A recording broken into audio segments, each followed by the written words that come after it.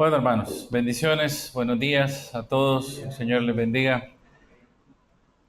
Vamos a abrir nuestras Biblias. Quiero que, por favor, pueda abrir su Biblia, Lucas capítulo 13. Lucas capítulo 13.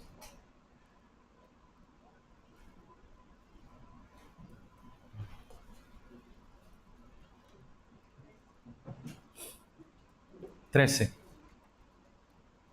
Lucas capítulo 13. ¿Lo tiene? Dice la palabra de nuestro Dios: en este mismo tiempo estaban ahí algunos que le contaban acerca de los Galileos, cuya sangre Pilato había mezclado con los sacrificios de ellos. Respondiendo Jesús les dijo: ¿pensáis que estos Galileos, porque padecieron tales cosas, eran más pecadores que todos los Galileos? Os digo, no.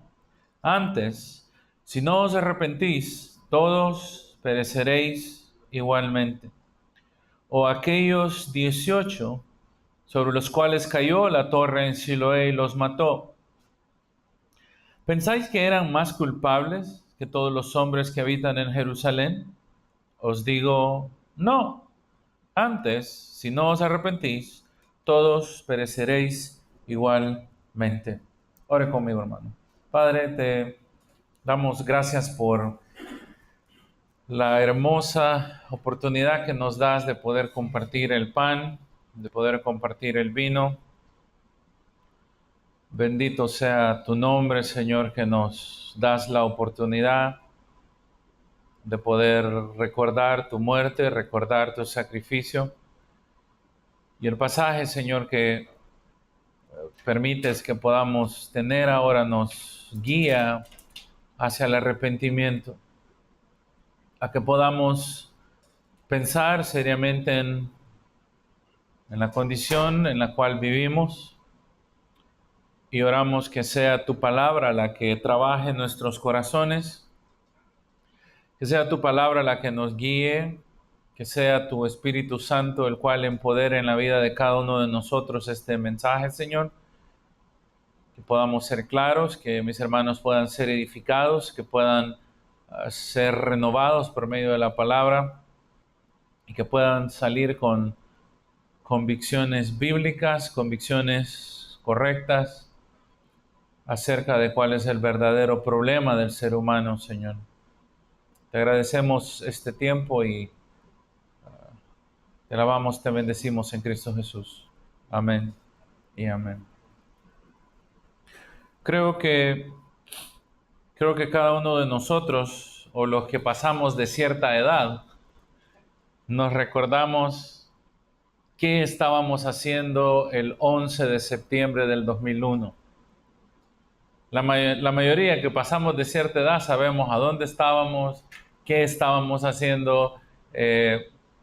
Yo me estaba cambiando, era un joven bello universitario, estaba arreglándome para ir a la U y estábamos en casa, mi papá estaba en casa todavía, me iba a llevar a la universidad y de repente estábamos viendo televisión, yo me estaba cambiando, de repente comencé a escuchar a mi papá afligido: hijo, ven y ve, ven y ve, ven y ve. Y fue increíble ver la torre que fue golpeada con el primer avión. Fue como bien, ¿qué está pasando? O sea, esto es una película. ¿Qué están promocionando? ¿Qué es esto que está sucediendo? Y nosotros nos sentimos un poco asustados porque en ese entonces teníamos familia que trabajaba cerca de las Torres Gemelas, y la pregunta fue: ¿qué pasa? ¿Qué es esto que estamos viendo? Y uno estaba ahí viendo, y no sé si ustedes se acuerdan, repito, los que pasan de cierta edad, y de repente, ¡pum!, el otro avión. Y ya cuando uno vio el segundo avión, dijo: no, aquí esto no es película, esto no es cuento, esto es una catástrofe, esto es un ataque, ¿qué es lo que está pasando? Y Y cada uno de nosotros que quizás vio eso, y ahora hay documentales, uno comienza a preguntarse qué está pasando, cuánta gente murió, qué fue lo que sucedió, por qué esto está sucediendo, qué tragedia, esto es un ataque, se van a volver locos los pobres americanos y van a ir a buscar a quien sea, como pasó. Y uno no puede evitar preguntarse por qué Dios permite estas cosas, por qué pasan las tragedias, por qué de repente nuestra familia quizás está bien y de repente a un día siguiente hay un accidente ahí horrible. ¿Por qué un día parece que tenemos toda la seguridad? Tenemos un trabajo, tenemos casa, tenemos una familia bonita, etcétera, etcétera. Y cuando menos lo pensamos, no hay trabajo, no hay casa o no hay familia o algo horrible sucede. Y son preguntas las cuales como cristianos nosotros podemos hacernos. Y siempre al día siguiente salen estas preguntas como ¿de quién es la culpa? ¿Qué pasó? ¿Qué se pudo hacer? ¿Por qué esto no se evitó? ¿Por qué nadie dijo nada? ¿A dónde están las autoridades? Y todo lo que comúnmente cuestionamos, ¿verdad? ¿Qué no se fijaron? ¿Por qué no le hicieron caso? ¿Quién dio los permisos para que construyeran las colonias? Son todas las preguntas que tenemos. Pero el pasaje que estamos leyendo acá es bien interesante. Porque justamente en este pasaje usted va a encontrar, hay dos ejemplos de tragedias específicamente. Son dos tragedias que el Señor Jesús está haciendo, alguien le está contando esto, alguien llegó con el rollo y le dijo, Jesús, ¿y qué pensás de? Mire cómo comienza el pasaje. En este mismo tiempo estaban ahí algunos que le contaban, y ahí cuando dice que le contaban, está diciendo a Jesús. Jesús probablemente no sabía o probablemente le dijeron un dato ahí interesante sobre dos tragedias. Las tragedias que pasaron acá están en el versículo 1 y en el versículo 4. Si ve el versículo 1, la tragedia es que unos hermanos estaban en la iglesia y los mataron. Llegó el gobierno, llegó Ortega, llegó Maduro, llegó cualquiera ahí y mataron a los hermanos en el culto por estar ejerciendo su vida cristiana. Esa es la tragedia. Y la segunda tragedia, en el versículo 4, eran unos 18 personas que les cayó una torre y los mató. Son dos accidentes, son dos tragedias fatales que involucran la pérdida de vidas humanas, que involucran dolor, que involucran indignación para nosotros. Y eso es lo que el pasaje nos presenta. Dos tragedias. Pero es curioso y creo que es el punto de este pasaje y permítame intentarle explicar esto. El punto del pasaje está dado en la pregunta que Jesús hace. Si usted ve el versículo 2, cuando Jesús escucha la primera tragedia sobre los galileos, Jesús responde, ¿tú crees que estos galileos eran muy malos y por eso murieron? Y Jesús vuelve a hacer la misma pregunta en el versículo 4. ¿Tú crees que los que les cayó la torre con agua eran más malos? Jesús hace esas preguntas. Si usted nota, y solo quiero que pueda ver cómo el pasaje está formado para que pueda entender lo que estoy haciendo. Jesús escucha una tragedia, Jesús hace una pregunta, pero es Jesús mismo quien responde esa pregunta. ¿Sí? Esa es la estructura de este pasaje. Si usted ve el versículo 3 y el versículo 5 dicen exactamente lo mismo, son paralelos. Os digo, no, si antes no os arrepentís, todos pereceréis igualmente. Versículo 3, versículo 5, os digo, no, antes si no os arrepentís, todos pereceréis igualmente. Entonces, hay dos tragedias. Jesús hace la misma pregunta y Jesús da la misma respuesta para ambas tragedias. ¿Sí? Esa es la forma en que este pasaje está armado. Por eso yo le estaba diciendo que aquí son dos tragedias, básicamente, o son dos ejemplos de tragedias humanas. Ahora, antes de estudiar el pasaje, me gustaría poderle dar un poco del contexto de lo que está acá. En realidad, Jesús ha estado hablando en estos versículos o en los versículos anteriores, Jesús ha estado insistiendo en la necesidad que los seres humanos tienen de estar a cuentas con Dios en todo momento. Ese es el énfasis que Jesús está haciendo aquí. Si usted retrocede un poco desde el versículo, o más bien esto comienza acá en el capítulo 12 de Lucas, al inicio Jesús dice cosas muy interesantes y Jesús comienza a dar una serie de enseñanzas advirtiéndole a todo aquel que está ahí escuchando. Podríamos decir que esto fue un tiempo donde Jesús estaba dando instrucción, a donde quizás estaban en algún monte o en algún lado y Jesús comenzó a decirles cosa tras cosa a estas personas. Y Jesús hace un gran énfasis en la necesidad de estar preparados para la muerte, de estar preparados para lo peor, de estar preparados para la cosa fea. Mire el versículo 4, por ejemplo, del capítulo 12 de Lucas. Jesús les dice, amigos míos, no teman a aquel que puede matar el cuerpo y después no puede hacer nada. No le tengan temor a aquel que los mate. Pero os enseñaré, versículo 5, a quién en verdad debéis tener miedo. Debéis de tener miedo a aquel que después de haber quitado la vida tiene el poder o tiene el derecho de echarte ¿a dónde? A ese, de verdad, es a quien debes de temer.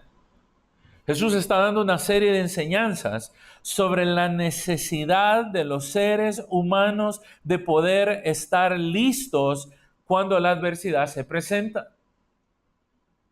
De hecho, esta misma enseñanza la podemos encontrar en Mateo.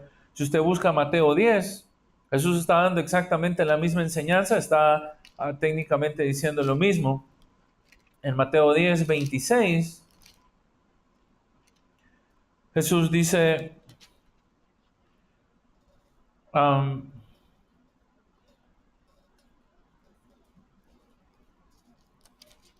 perdón, estaba en el 11 yo. Dice, así que no los temáis, porque nada hay encubierto que no haya de ser manifestado, ni oculto que no haya de saberse.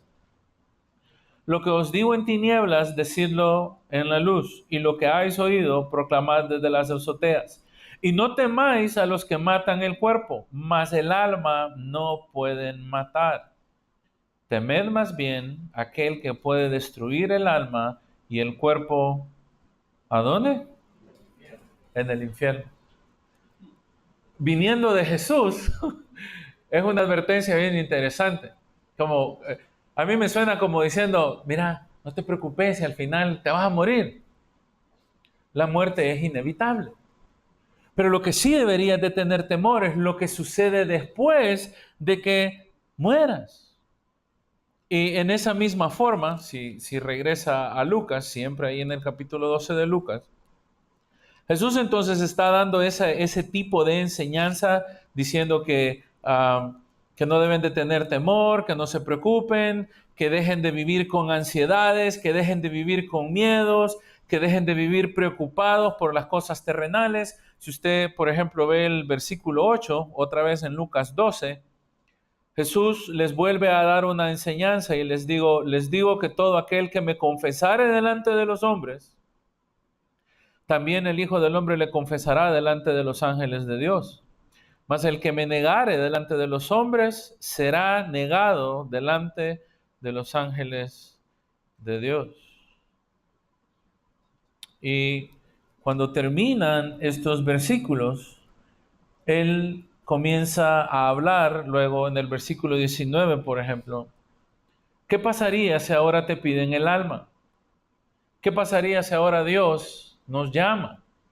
¿Qué pasaría si este día el Señor nos dice, ven a mí o a un familiar o a quien sea?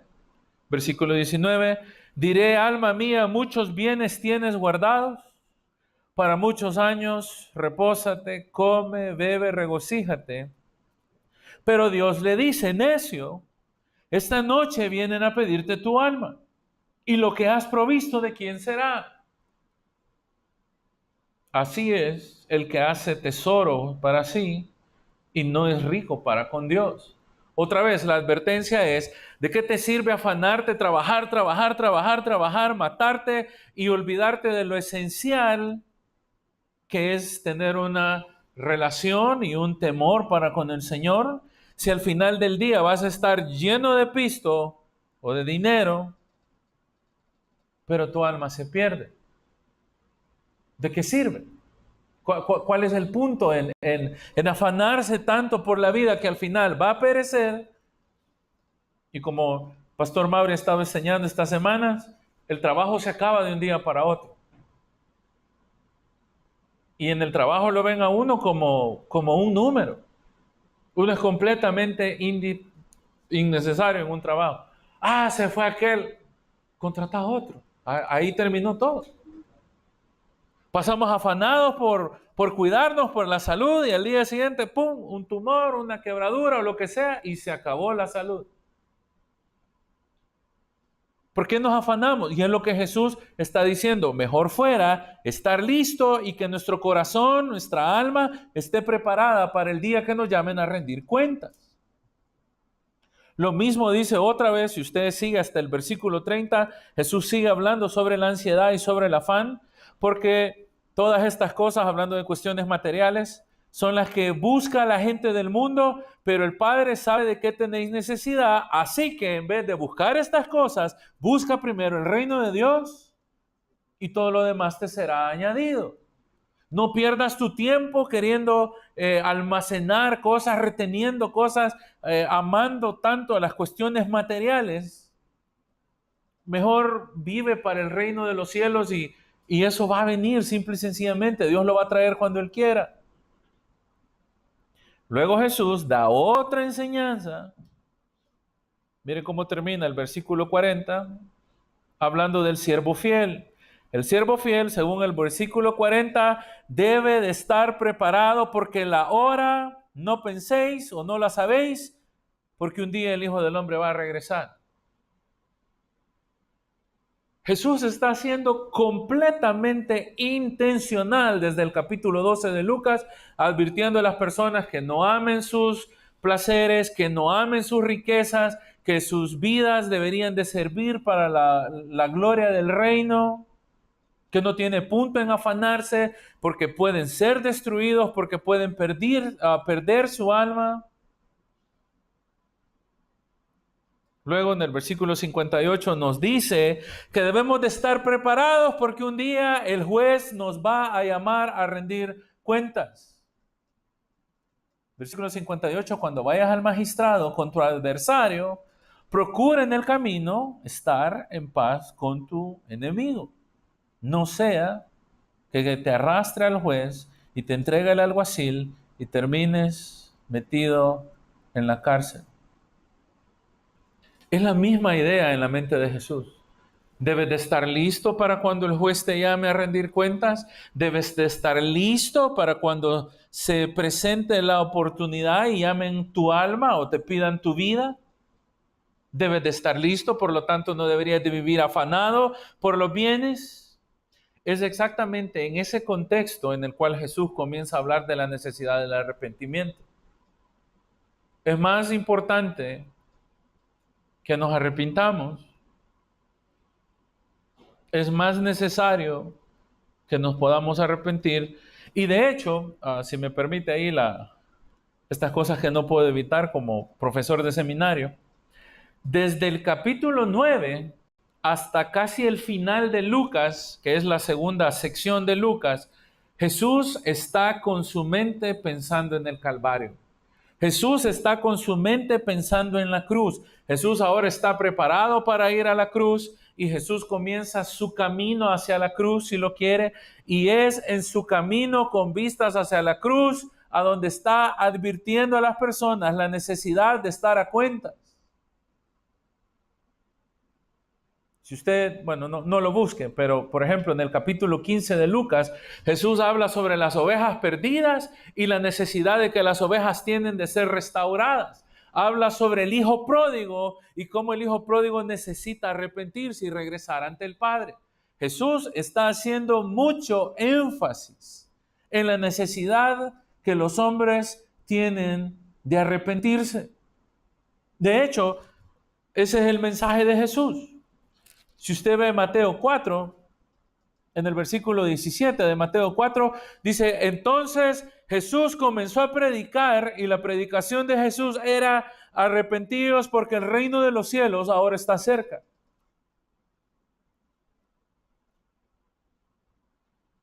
Jesús no tenía otro mensaje más que el arrepentimiento. Jesús hablaba del reino de los cielos. Es exactamente lo mismo que le dice a Nicodemo en Juan 3. Nicodemo, te es necesario nacer de nuevo, te es necesario nacer de nuevo para entrar al reino, te es necesario conocer a Dios para entrar al reino. Jesús no cambió su mensaje, Jesús predicó siempre eso. Ese es también el mismo mensaje que los apóstoles predicaron en Hechos capítulo 3, por ejemplo, en el versículo 19. Pedro, predicando, le dice al pueblo que está ahí, así que arrepiéntanse y conviértanse para que sus pecados sean perdonados y puedan tener tiempos de refrigerio delante de la presencia del Señor, que ya les ha sido anunciado. Ese es el mensaje de la Biblia, hermano. Es un llamado al arrepentimiento, un llamado a estar constantemente caminando hacia el Señor. Entonces, si usted regresa aquí a Lucas, que es el pasaje que estamos o que queremos estudiar, usted lo que va a encontrar acá es que Jesús, por medio de estos dos ejemplos, por medio de estas dos tragedias que está acá, nos está presentando un llamado de atención divino con el fin de que todos procedan al arrepentimiento. Son dos ejemplos o dos tragedias humanas como un llamado de atención divino con el fin de que todos procedan al arrepentimiento. Mira entonces Lucas 13. Está entonces Jesús ahí sentado, como dice ahí la narrativa, y lo que parece que va a hacer entonces del versículo 1 al versículo 3 es que le van a presentar un ejemplo de personas que han sufrido y en realidad cuando usted entiende esta historia parece, ojo con esto, parece que estos merecían la muerte, ¿sí?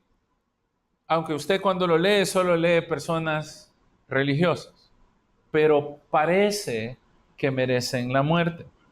Ahora fíjese, estaban ahí algunos que le contaban acerca de los galileos, cuya sangre Pilato había mezclado con los sacrificios de ellos. Si usted lo piensa, probablemente Jesús está recibiendo esta información y lo que le están diciendo, Jesús, ¿qué piensas tú de esto? ¿Cuál es tu opinión? ¿Qué es lo que en realidad pasó aquí?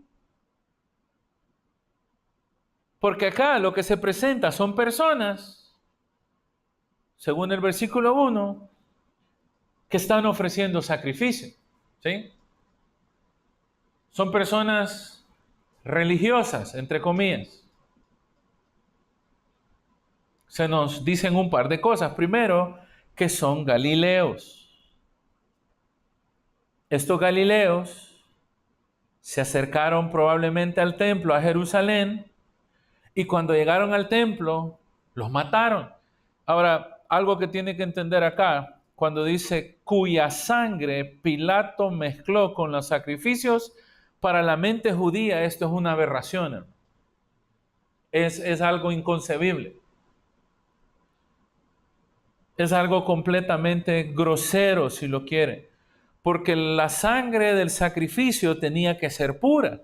Y cuando el hombre mezcla su sangre, ese sacrificio es una abominación delante de los ojos de Dios. Ahora, un par de detalles aquí que usted necesita saber. Primero, Galilea, quizás en horas de viaje, acuérdese que no existía Uber, no había moto, no había InDrive, no había bus, no había nada. Galilea estaba aproximadamente a 130 kilómetros de Jerusalén. Si le vuela ahí pluma, quizás, no sé, de aquí a allá por San Miguel, un poquito antes, por ahí. Es bastante, está lejos. Gente saludable se hubiese tardado 7 días en este viaje. Gente saludable, ¿sí? Muchachos jóvenes con plena vida. Pero si usted iba con dolor de rodilla o con bastón o enfermo o con cualquier otro problema, no hubiera caminado eso en 7 días. Ahora, lo que quiero que piense es esto. Imagínese, usted se levantó un día, un domingo, se puso su corito ahí en Spotify, hoy ya no hay cassette, ¿verdad? En Spotify, comenzó a cantar la alabanza, se metió al baño, se comenzó a arreglar, se salió, se rasuró, si se rasura, se puso su mejor vestido, y qué bonito, vamos a la iglesia, preparamos a los niños, viajamos a la iglesia, y cuando llegamos al culto, la policía tenía rodeada la iglesia. Hicieron una matazón en la iglesia. Yo sé lo que está pensando. Qué bárbaro. Qué grosero ese ejemplo, ¿verdad? Eso es exactamente la pregunta que le están haciendo a Jesús acá. Considera estos religiosos que se prepararon. Hermano, piénselo. Caminaron 7 días para llegar al templo. Aguantaron polvo, aguantaron sol, probablemente pasaron sed, probablemente tenían hambre. El Salmo 122 dice de que cuando los viajeros subían a Jerusalén venían con gozo, venían adorando al Señor, y probablemente esto era ese tipo de personas. Iban al culto, iban al templo, iban cantando, iban bien alegres, iban vestidos, habían preparado para este viaje. Y qué tragedia cuando llegaron a ofrecer sacrificio, el dictador los mató. Y eso es lo que le están diciendo a Jesús. Jesús, esto es una tragedia, es inconcebible. ¿Cómo es posible que a estos los hayan asesinado ahí si estaban llegando al templo? Ahora, déjeme decirle algo. Y aquí probablemente le cambie su forma de pensar. Los galileos comúnmente eran conocidos porque eran revolucionarios. En otras palabras, eran una guerrilla. Eran estudiantes de, no voy a decir de qué universidad, eran estudiantes de X universidad en el país, eran tirapiedras quizás, robaban buses como los hermanos de Ayotzinapa quizás, eran revolucionarios, les gustaba estar en contra del gobierno, estaban en contra de Roma. Entonces, estos galileos probablemente eran ese tipo de personas, eran religiosos revolucionarios, ¿sí? O religiosos izquierdistas, no sé cómo funciona eso.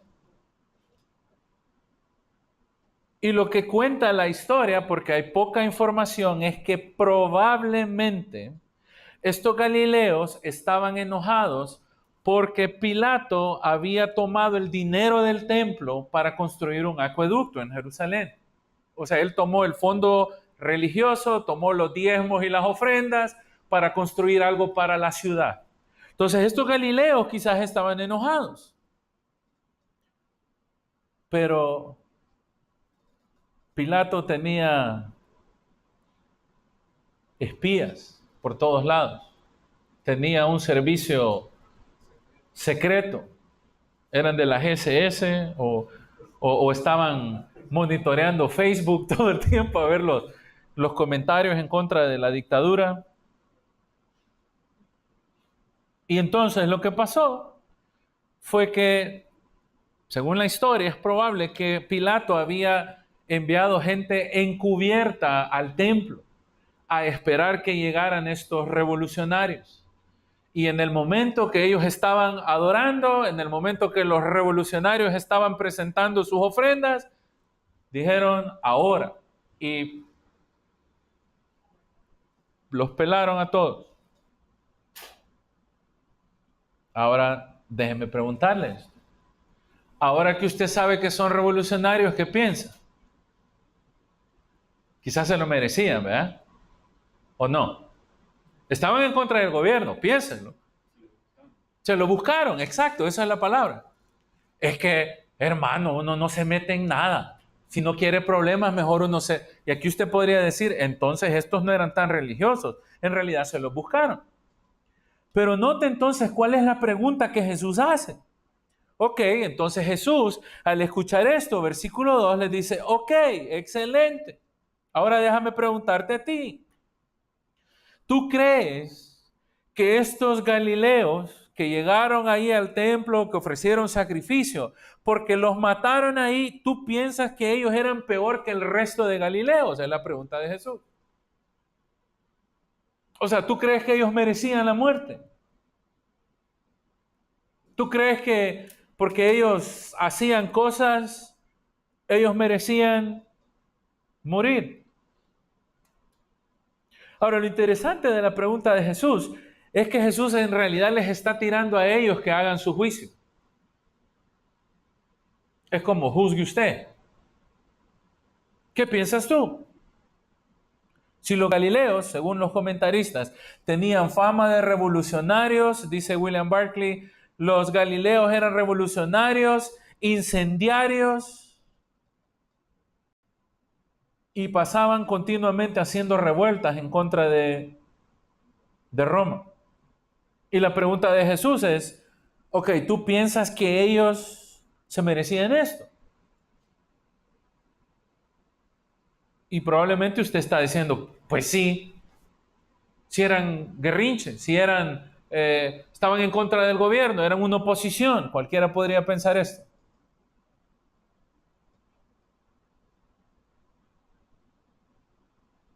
La respuesta de Jesús es lo interesante.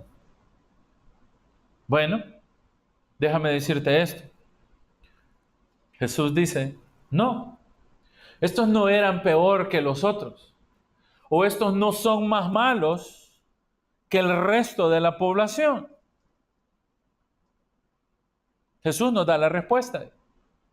En realidad, dice Jesús, la necesidad que ellos tienen, así como ustedes, es de arrepentirse, porque eventualmente todos van a morir.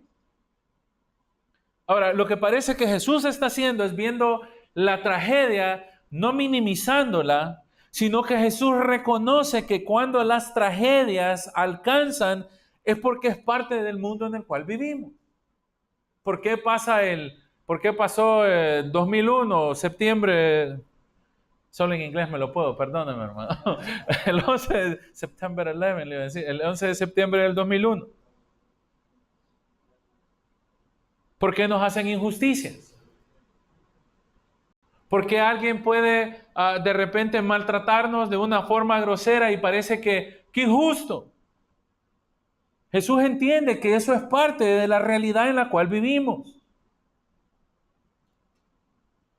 Jesús entonces no parece prestarle tanto atención al detalle de lo que le están diciendo de la historia, si en realidad estos merecen o no merecen la muerte. Porque la pregunta de Jesús cuando dice, ¿pensáis que los galileos, porque padecieron estas cosas, no eran más pecadores que los otros galileos? Jesús en realidad está preguntando, ok, ¿tú crees que alguien porque hace cosas malas en realidad merece que le caiga el juicio o que le caiga el mal o que le vaya mal en la vida? Que por cierto, esto era muy común en los judíos. Los judíos pensaban que si a usted le pasaba algo malo, o que si una tragedia venía a su vida, si de repente usted enfermaba, por ejemplo en Juan 9 hay un caso de un muchacho que nace ciego, Y la pregunta que le hacen a Jesús es, ¿quién pecó? ¿Pecó su mamá? ¿Pecó su papá? ¿O pecó él? ¿O quién es el que ha pecado? Porque en la mentalidad judía, si algo sale mal, es porque usted es un pecador. Jesús quiere quitar esa idea de que cuando usted sufre es por pecado. Jesús está diciendo, si sufres, pueda que sea por pecado, pero no es la norma. No es, tu sufrimiento no es correspondiente a los pecados que tú haces. Jesús quiere quitar esa idea de encima. ¿Se acuerda de los amigos de Job? Los buenos amigos de Job. A Job se le cae la casa, le matan a los hijos, le llevan los animales, pierde a su esposa, aunque creo que él se alegra de perder a la esposa en realidad, porque le dice mujer necia, porque la esposa le dice, ¿por qué no maldices a Dios? Olvídate de tu fe, ¿cómo puedes decir que Dios es bueno? Y él le dice, eres necia. Sus criados están ahí y hay sufrimiento en todos lados, pierde absolutamente todo y no bastándole eso, le da rasquín, le da una enfermedad en la piel. Y usted comienza a sumar tragedia tras tragedia, tras tragedia en la vida de Job, y los amigos le dicen esto, miren, Job 4:7.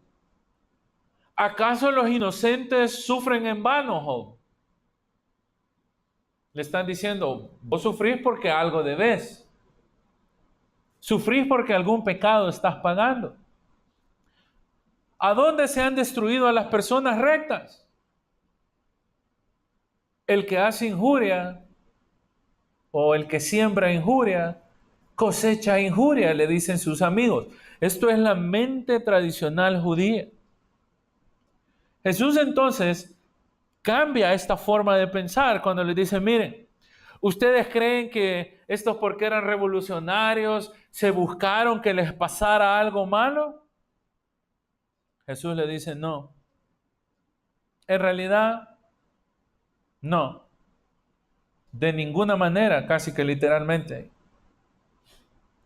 Jesús entonces quiere dar la enseñanza correcta de cómo debemos de interpretar los accidentes o cómo debemos de interpretar el sufrimiento. Y Jesús entonces toma el sufrimiento para una causa de arrepentimiento.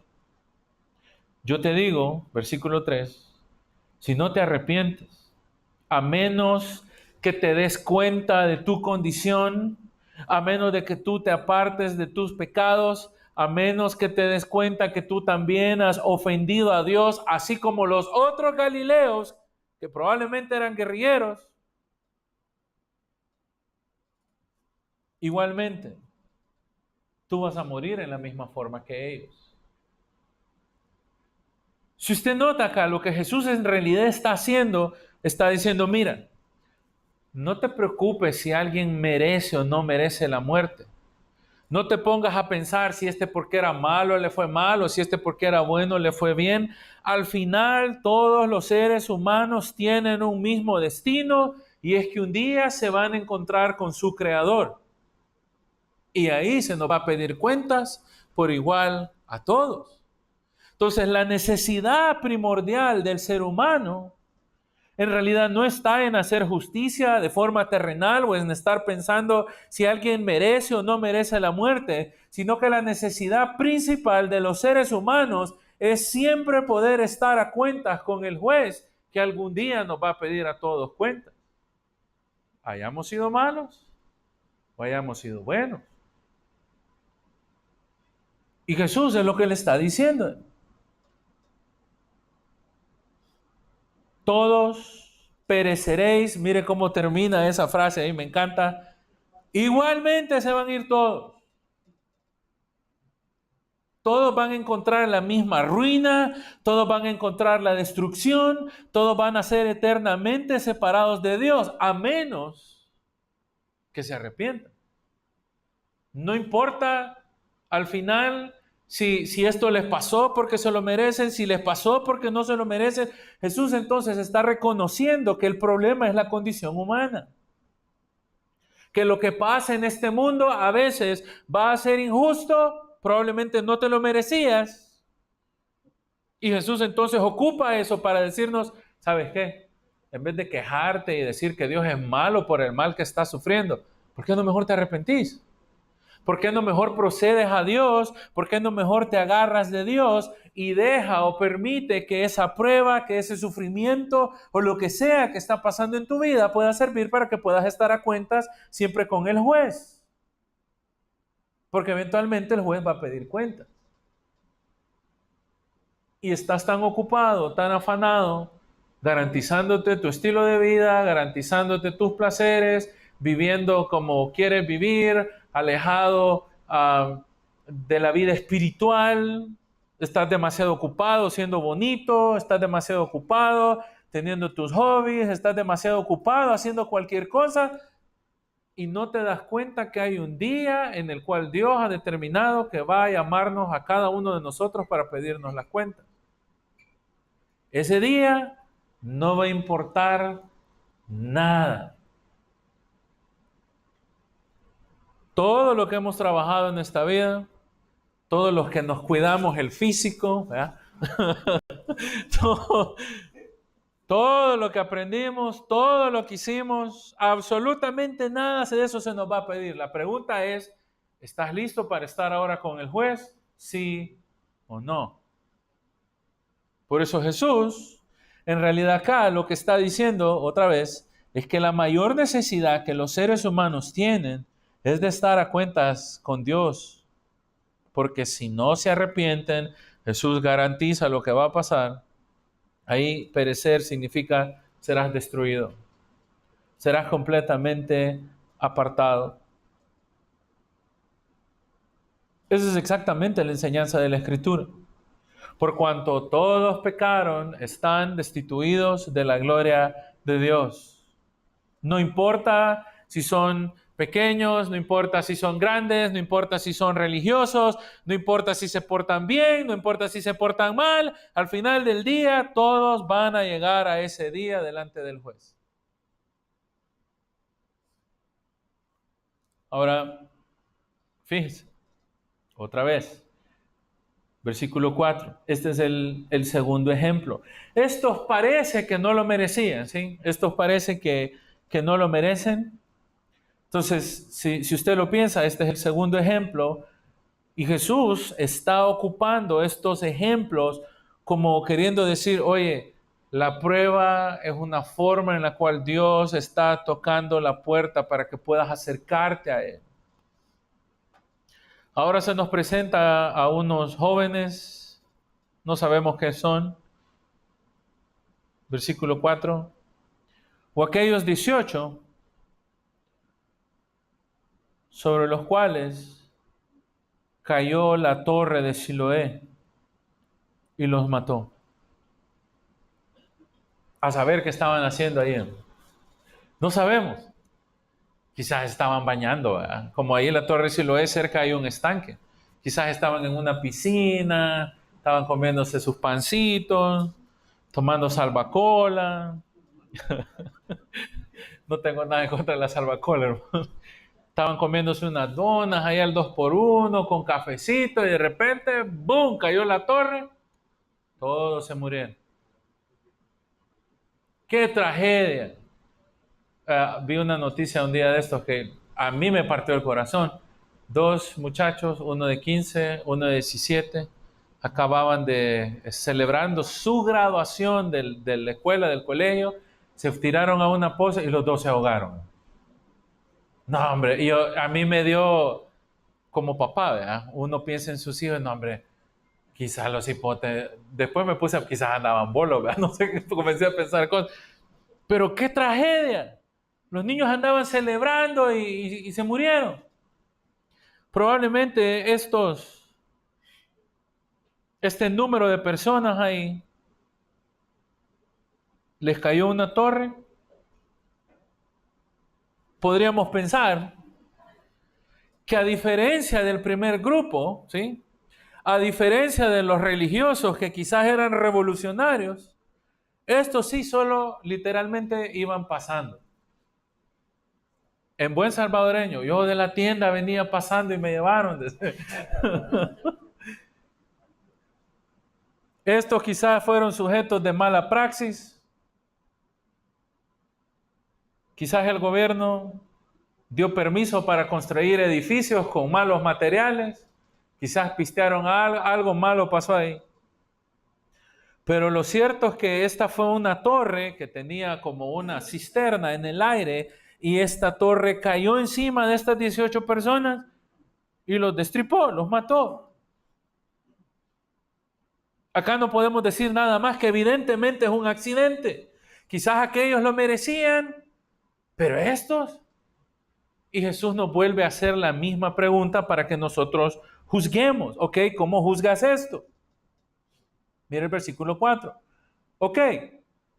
¿Pensáis que estos eran más culpables que todos los hombres que habitan en Jerusalén? Es exactamente la misma pregunta. ¿Tú crees que estos merecían más la muerte? Quizás por malos les pasó algo, ¿verdad? Eso es lo que Jesús está preguntando. ¿Tú crees que estos eran más malvados que el resto de los de Jerusalén? ¿Tú crees que quizás en realidad estos tenían una deuda por pagar y fue justamente cuando Dios se las cobró? Jesús hace exactamente la misma pregunta.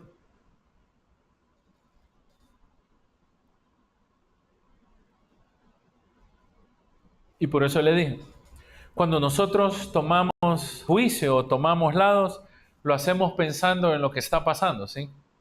A veces decimos que bárbaro, que injusto, que justo. Lo hacemos pensando en nuestras emociones, cómo nos hace sentir esa noticia. A mí me pareció bien feo que esos muchachitos se hubieran muerto ahogados el día de su graduación. Pensé como papá, pensé con la emoción. Jesús no se deja llevar por eso, sino que Jesús quiere ir más allá de la tragedia. Jesús quiere ir más allá de los accidentes.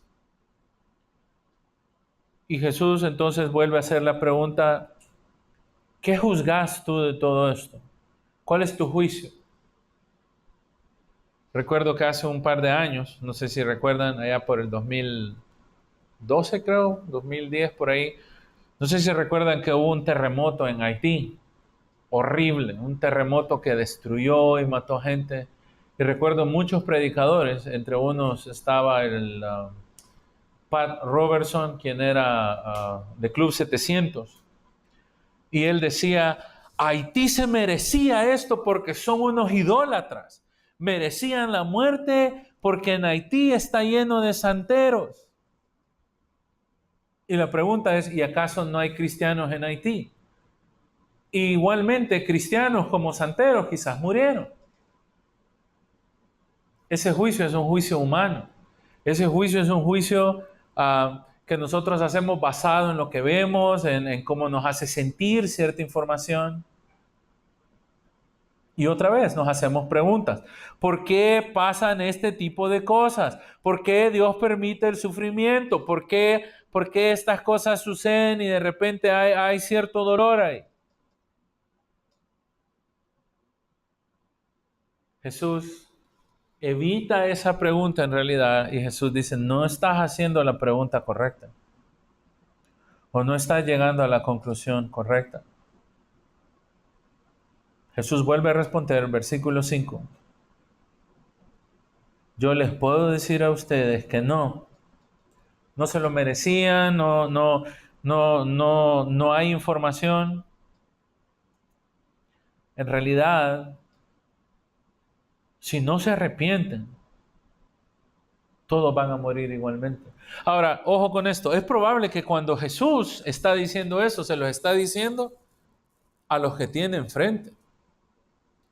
Les está diciendo, no crean ustedes por un momento de que ustedes son mejores que ellos, porque ustedes no han sufrido esa tragedia. No crean ustedes por un momento que solo porque no les ha acontecido algo horrible, ustedes son mejores personas, o no crean ustedes por un segundo, solo porque tú ahorita no sufres, es porque no lo mereces. Jesús está empujando en dirección de decir, en realidad mejor date cuenta que estás haciendo la pregunta equivocada. Jonathan Edwards, un famoso teólogo del Gran Avivamiento de Estados Unidos en los 1700, decía, ¿por qué Dios le hizo una pregunta a su congregación?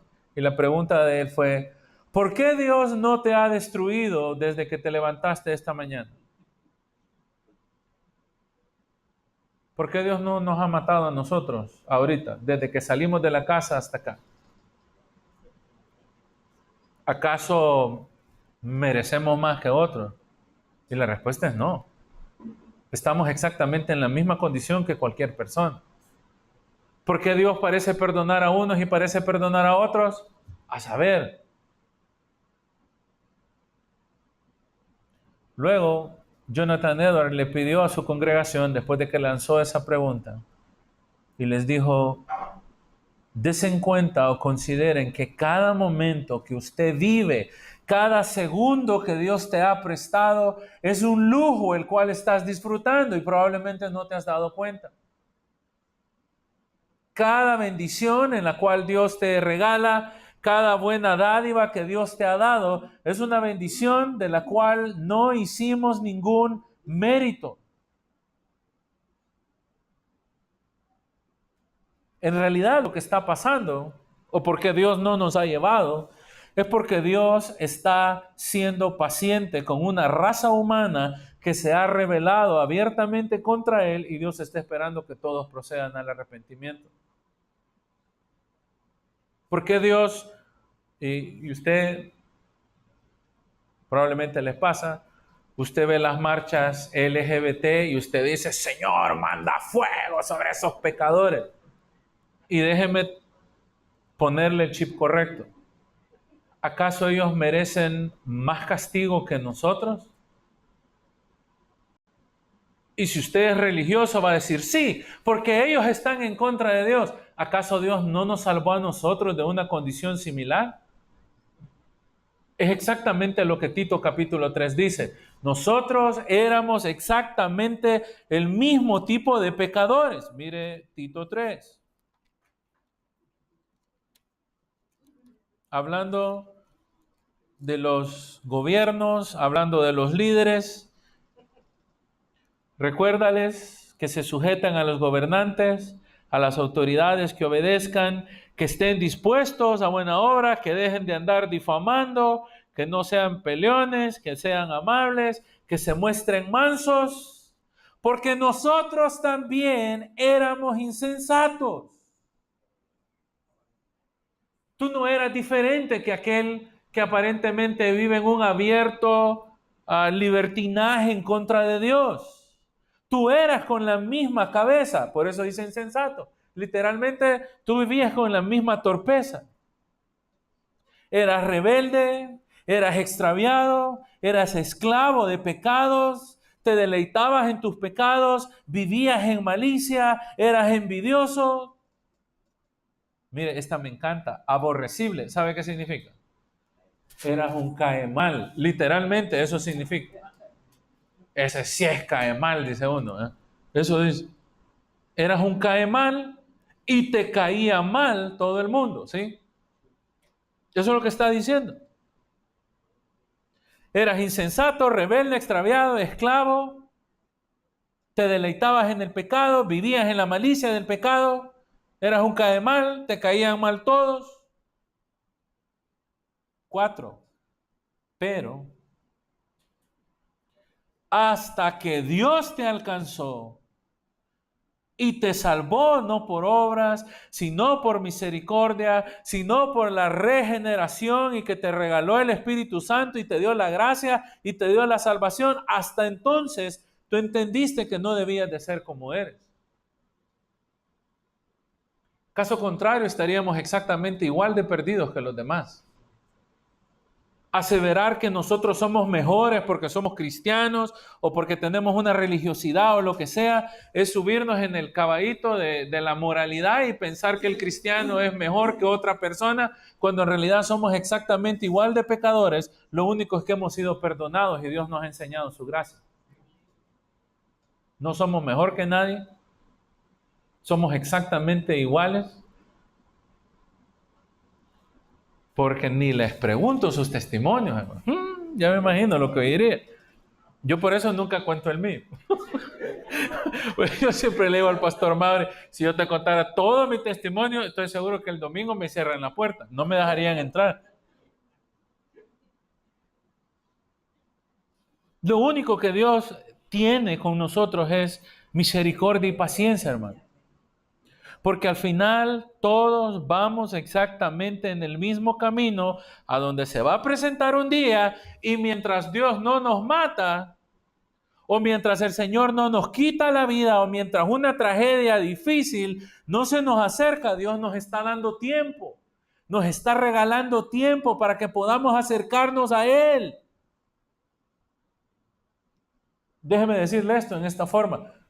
Si usted no se arrepiente ahorita, en este preciso instante, usted va a seguir viviendo de prestado. Pero el tiempo va a estar corriendo. El tiempo va a estar ahí, ticking, va a estar sonando el reloj.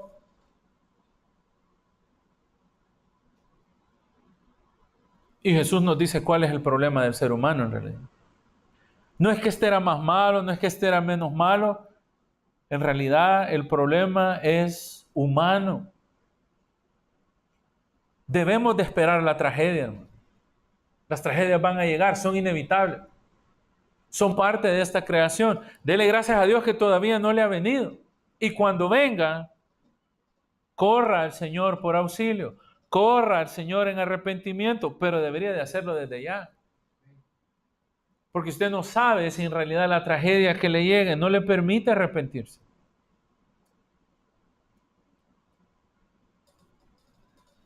Cada persona, hermano, es más, cada uno de nosotros acá de Iglesia Cristiana Real, debemos de siempre hacernos esta pregunta, y tomo las palabras de un escritor que se llama Hendrickson.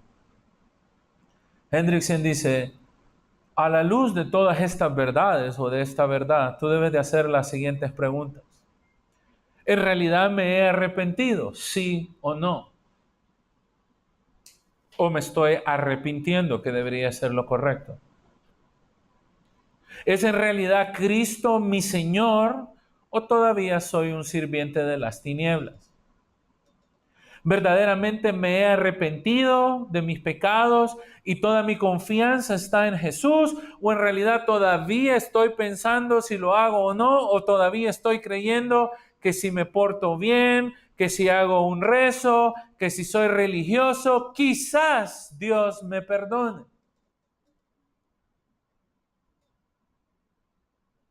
Otra pregunta.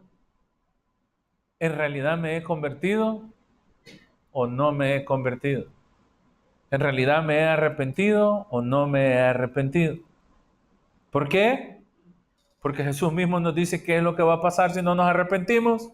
Todos pereceremos igualmente. El Señor entonces en este pasaje está haciendo un llamado a que las tragedias deberían de ser un aliento, un ánimo o un empuje para que nosotros podamos analizar cuál es nuestra condición humana.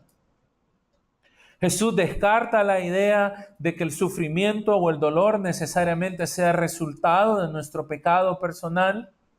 Claramente este pasaje muestra que el Señor nos está dando tiempo para que procedamos al arrepentimiento, pero debemos de tener cuidado porque ese tiempo es limitado. Y en algún momento Dios se va a cansar y nos va a llamar. Y a veces nos podemos incluso nosotros mismos exponer por los tipos de vida o estilos de vida que llevamos, y de repente a Dios se le va a acabar la paciencia y nos va a llamar.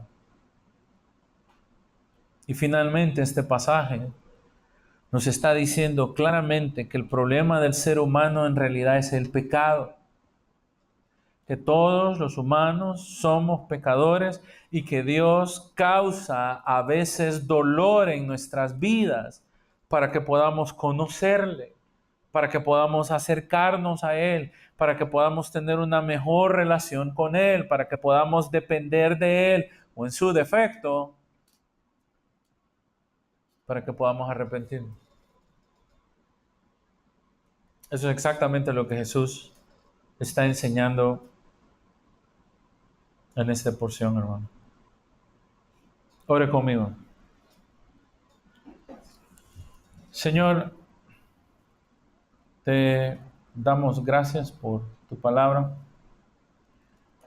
Señor, recuérdanos que nuestra necesidad es espiritual, no material, que nuestra necesidad no es física, sino espiritual, que si tú, Señor, hubieses querido o si nuestro problema hubiese sido el dinero, nos hubieras hecho ricos a todos. Si nuestro problema fuera la salud, nos sanarías a todos. Si nuestro problema fuera la ansiedad, nos calmarías a todos. Pero este pasaje nos enseña claramente que el principal problema del ser humano es que naturalmente somos pecadores, que necesitamos correr a ti, refugiarnos en ti, abrazarte a ti, confiar únicamente en ti, no depender de nosotros mismos, de nuestras fuerzas, sino proceder al arrepentimiento mientras aún tenemos tiempo, porque mañana puede ser muy tarde para alguno de nosotros. Mañana puede ser demasiado tarde. Señor, permite que podamos tomar tu palabra, creerte a ti y entender que la principal necesidad es arrepentirnos, estar listos para cuando tú nos llames, estar listos cuando el juez nos pare delante del trono, delante del estrado y se nos pida cuentas. Y eso es únicamente posible a través de Jesucristo. Ayúdanos, Señor, a entender esta verdad. Ayúdanos a vivir por ella. Guíanos en convicciones bíblicas, Señor, que podamos ser edificados a través de esta palabra, Señor.